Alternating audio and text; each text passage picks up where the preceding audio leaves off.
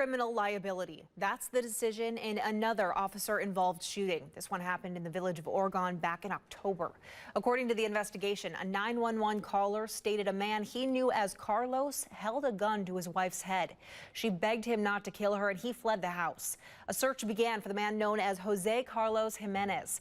Eventually, he was located by a Dane County Sheriff's deputy, Clint Seltzner, and he drew his weapon and said police stop. Jimenez then turned toward the deputy, and the deputy saw what he believed was a handgun.